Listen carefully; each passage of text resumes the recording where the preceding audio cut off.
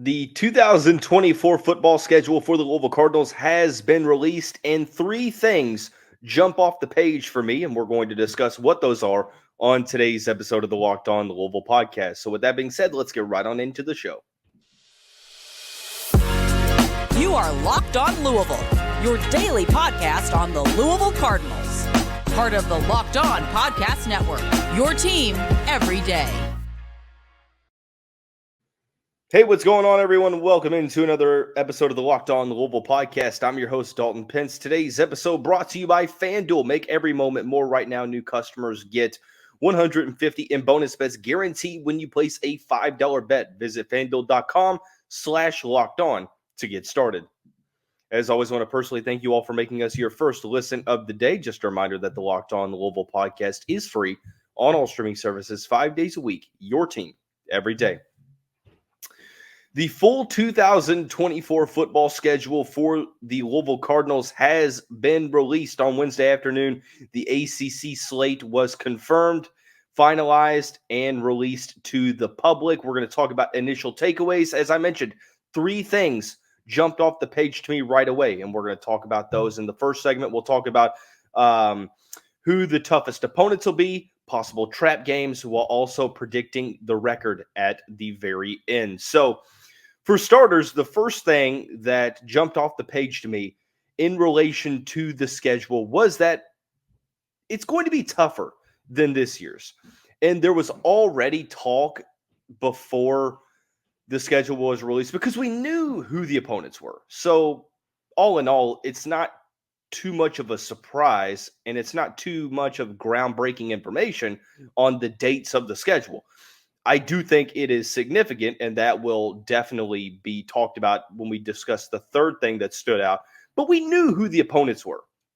And there's already been this narrative that's been discussed that the Cardinals, once again, have a very favorable schedule. And that might be the case. You don't have to play Florida State in the regular season.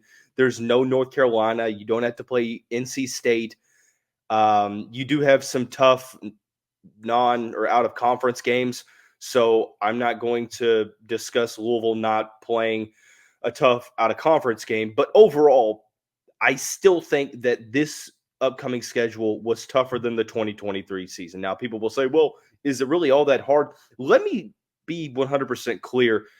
I think that the 2023 schedule got more flack than it should have. I thought it was tougher than what people wanted to, give it credit for. Granted, like I mentioned, the perception of the ACC has really never been lower.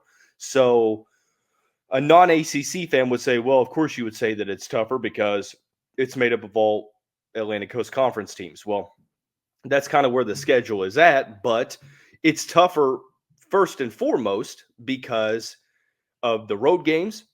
You play some key road games throughout the schedule, at Notre Dame, at Clemson, at Kentucky.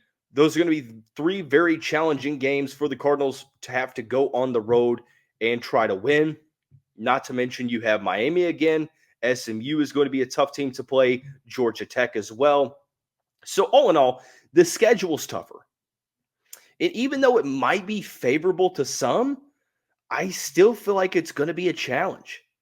And those that I'm not even going to say those fans that are saying this because I feel like the majority of the Louisville fan base is expecting the Cardinals to compete for a playoff spot, and that they should believe, right?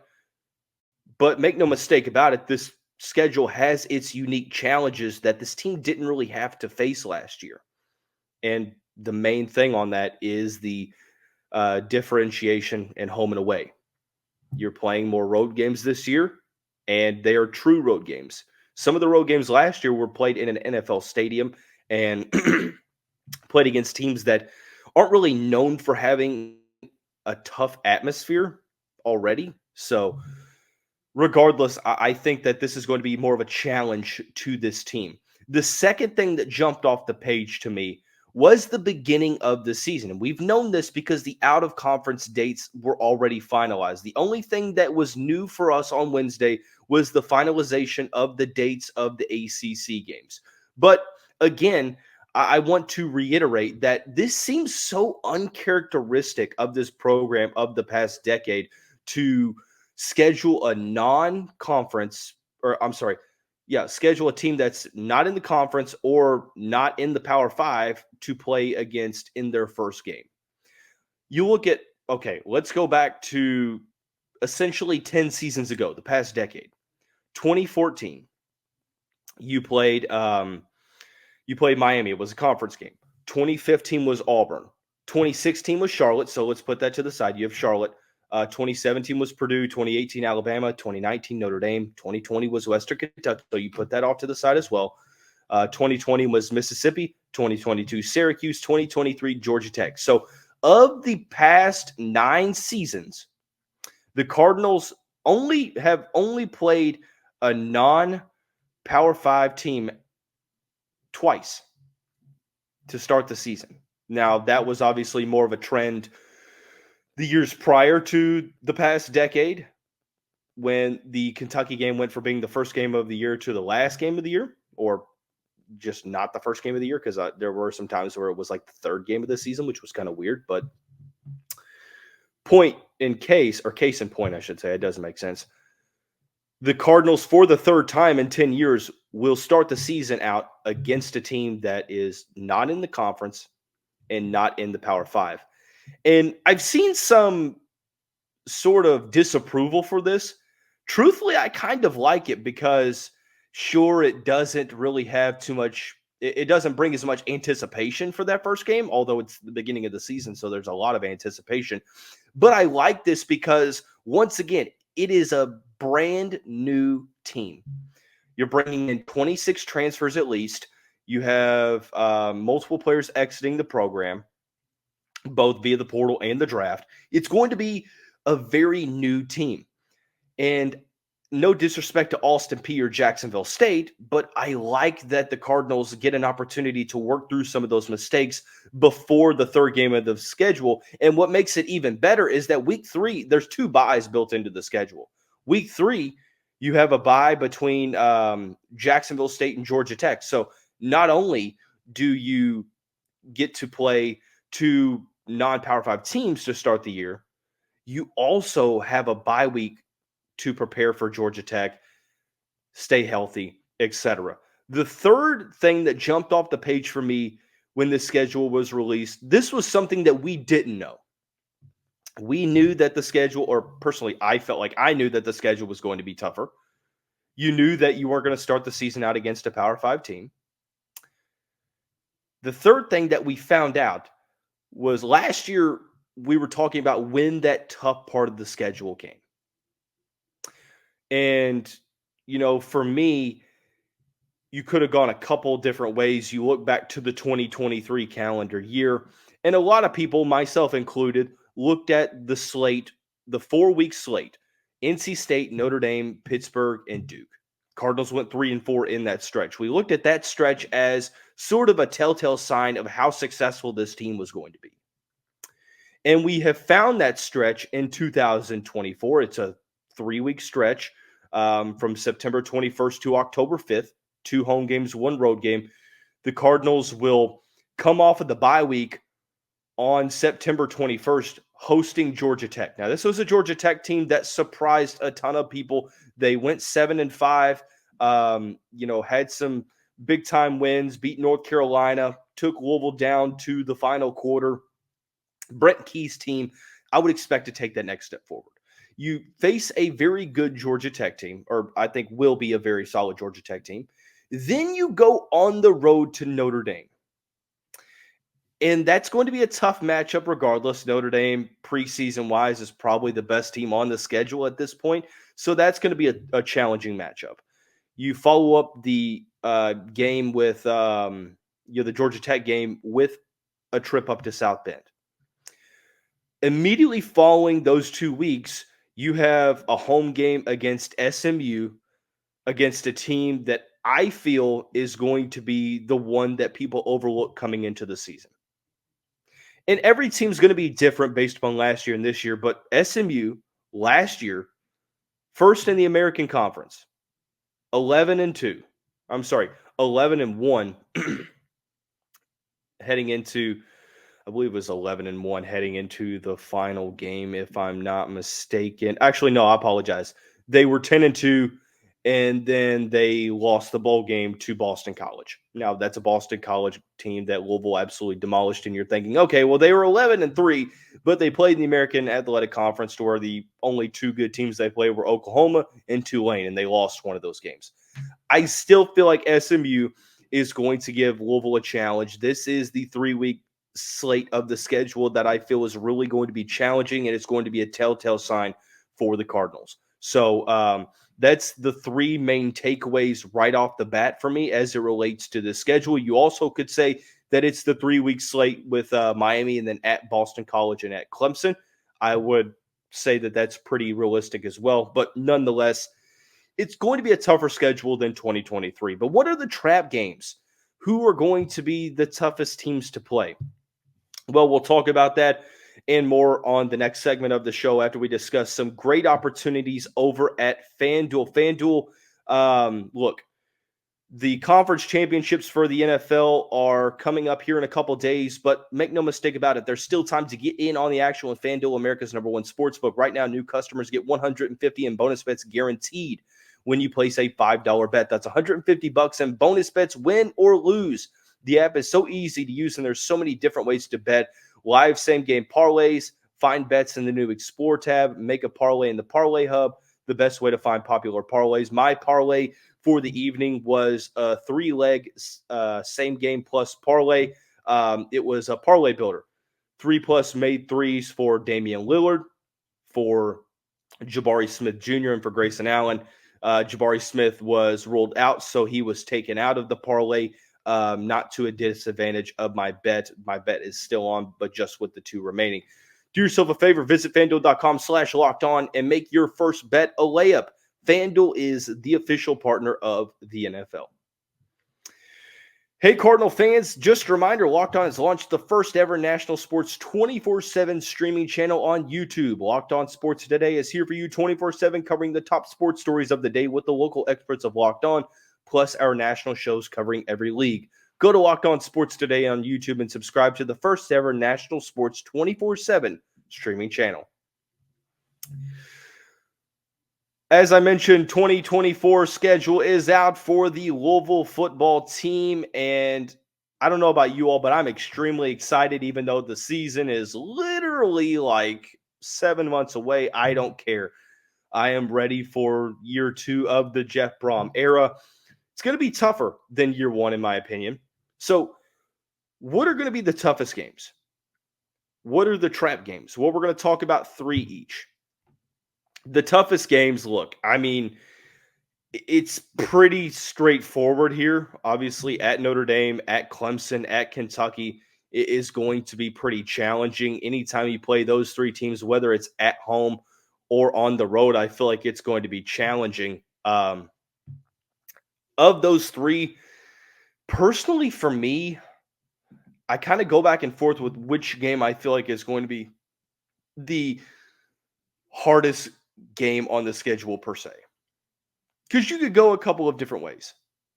So I think that, you're looking at this, and at Notre Dame makes sense, at Clemson, at Kentucky. Let me also introduce Miami at home with Cam Ward. Now, I know that there's this whole narrative that Mario Cristobal doesn't really scheme up, good play calls for quarterbacks, and I would understand that considering how he handled Justin Herbert, my Los Angeles Chargers franchise quarterback, when he was at Oregon. But nonetheless, Cam Ward will be one of the best quarterbacks in the ACC.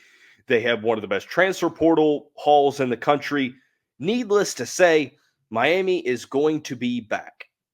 And they're going to be a tough team. I truly believe that. I don't think it's going to be a situation like 2023 to where they come into this game and they're fighting for bowl eligibility. I think, now maybe this is me, believing the hype too much, but I think Miami is going to be a team that contends for the ACC championship, at least for an appearance in that game.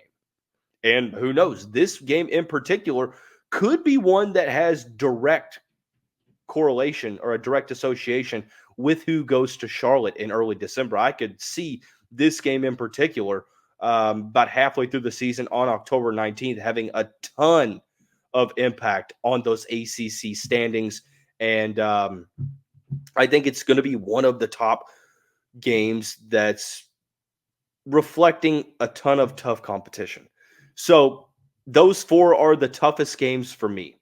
If you made me rank them from four being the least tough and one being the toughest, I'm going to go.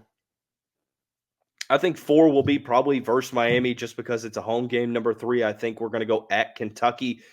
Even though Kentucky beat Louisville last year, I think that Kentucky will be won't be as good as Clemson, won't be as good as Notre Dame. I think number 2, this is going to be really, really controversial here. I think number 2 is going to be Notre Dame. Number 1 is going to be Clemson. I think Clemson is going to be the toughest game. A lot of people aren't buying into Cade Klubnik, but Clemson had an uncharacteristically down season. I think that bringing back a lot of their guys onto this team, some of the younger guys are developing. They have a solid recruiting class. You give Garrett Riley another year in this system. Phil Maffa is back as the lead running back at Clemson. Down in Death Valley, a team that the Cardinals have not beaten since joining the ACC, I think that's actually going to be the toughest game for me, especially if Louisville is as good as we think they will be leading up to that point. The atmosphere is going to be extremely tough. The trap games. This is where things get a little interesting, right? Trap games, it really depends on your definition of the term trap game. I think when you talk about a trap game, it's one that you're supposed to win. And obviously, there's an opportunity that you might slip up. 3, in my opinion, the first one is October 12th at Virginia. This is a pretty interesting one because you're coming off of that slate from Georgia Tech, Notre Dame, and SMU. You go on the road where historically the Cardinals have been iffy on the road at Charlottesville. Even when the Cardinals have had some really good teams, they've struggled down at Virginia. So I think that I could see this team giving the Cardinals an issue, especially on the road. Where it's at in the schedule reminds me a lot of Pittsburgh last year. You have that emotional high of beating Notre Dame, and then you turn right around and you lay an egg against Pittsburgh.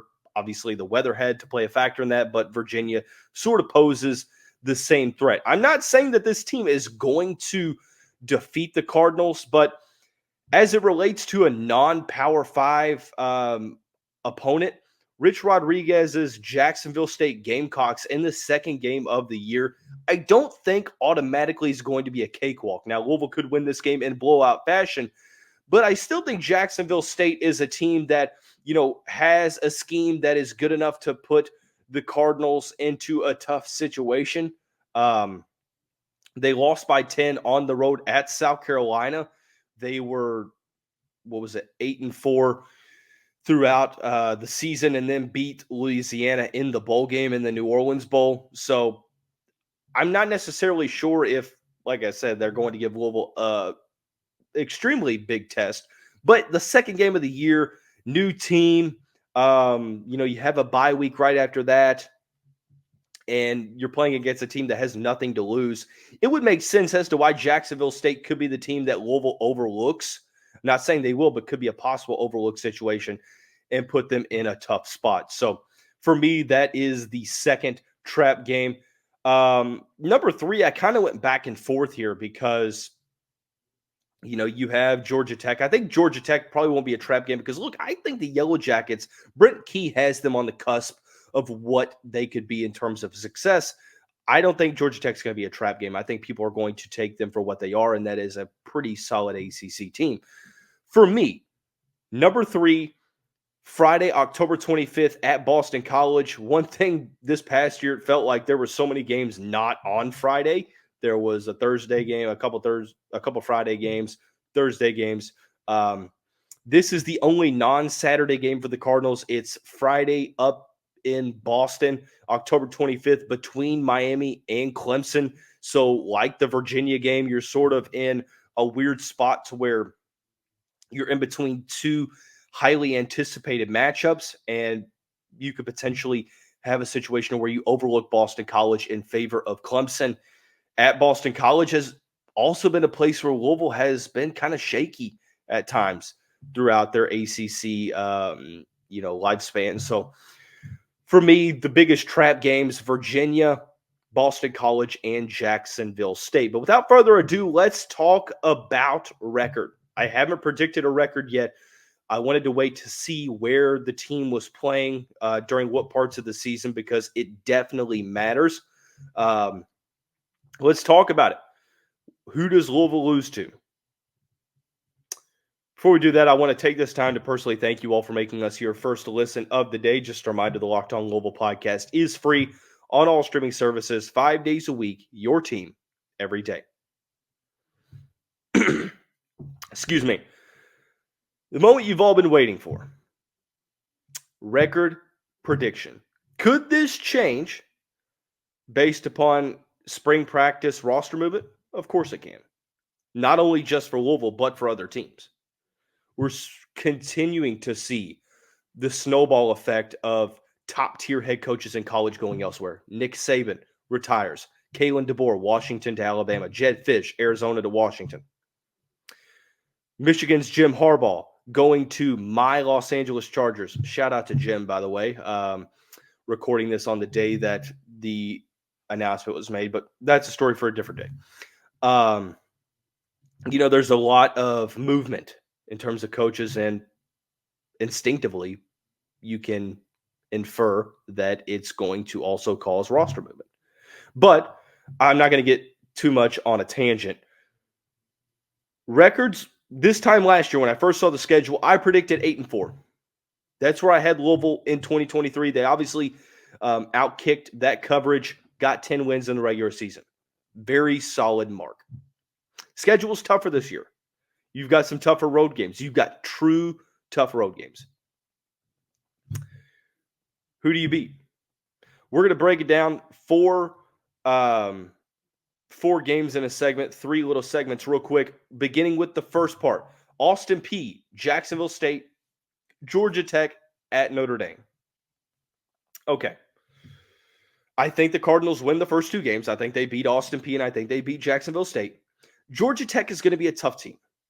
But I think that the Cardinals are going to be good enough to beat the Yellow Jackets again to start out the season 3-0. At Notre Dame. This is where things get a little bit challenging. Right now, I'm going to predict a loss to Notre Dame on the road. I think that Notre Dame is going to be a very, very solid team. They will, be pretty solid. Actually, you know what? What the hell? Let's predict a win at Notre Dame. I'm going with a win at Notre Dame. I really went back and forth on this, and I will continue to go back and forth on this. Screw it. We're going with a win at Notre Dame, starting out the season 4-0. Next 4, SMU, Virginia, Miami, Boston College. I think SMU is going to be a tough game. Very good chance that the Mustangs come to Cardinal Stadium ranked. I think Louisville ends up starting the season 5-0. I think it's going to be a lot of parallels to last year. They're going to start out 6-0. Louisville will start out winning against Austin Peay, Jacksonville State, Georgia Tech, Notre Dame, beating Virginia, beating SMU, losing to Miami. I'm predicting a loss against Miami. And if you get on me for that, well, I did switch my Notre Dame prediction. I went back and forth. Notre Dame, Miami. Notre Dame, Miami. I'm going to pull with the Miami loss here because, like I said, Cam Ward, very good. The team is going to be very good. They made some coaching changes down in Coral Gables. The talent is there. Honestly, probably going to be the most talented team in the ACC. I think Louisville drops this game to Miami. First loss of the season, 6-1. You're not having a bad year. You've won some pretty solid games. I think you go on the road, you beat Boston College. Unfortunately, I think your losing streak against Clemson continues. Winning in Death Valley is tough, especially if Louisville rolls into that game 7-1. They're going to be ranked probably decently high. I think Clemson is going to be better than they were in 2023. I think actually they're probably going to be significantly better than they were in 2023. Clemson beats Louisville. at home, or Clemson's at home beating Louisville. So the Cardinals at that point are 7-2 with 3 games left on the schedule. For the first time in my lifetime, they play on the road at Stanford. They end up winning that game. Stanford struggled last year. They were 3-9. I don't really look for them to have that much of a turnaround of a season. I think Louisville wins that game. You have the home finale against Pittsburgh, where Louisville gets their revenge on the Panthers, who were only 3-9 last year. And one of those wins was against Louisville. I think that Louisville probably looks to make a statement against Pittsburgh in the conference, or the conference slate finale. And then you have at Kentucky. Say what you want about last year. I felt like Louisville was the better team. They shot themselves in the foot too much, made some critical turnovers, gave up some big special teams plays, some big plays, big yardage plays that really hurt them down the stretch. I think next year, Kentucky, you look at what they're doing in the offseason. They've had a good, transfer portal class. They have a good recruiting class. They were 7-5, lost their bowl game to Clemson. Going into that Louisville game last year, the vibes were pretty off in Lexington amongst the fan base. And the win against Louisville absolutely revitalized that fan base. And it gave them the juice. And they won the game. Hats off to them. I think the streak ends this year. And you look at, when the streak has ended in years past. Teddy Bridgewater went to Lexington and broke that streak in 2011.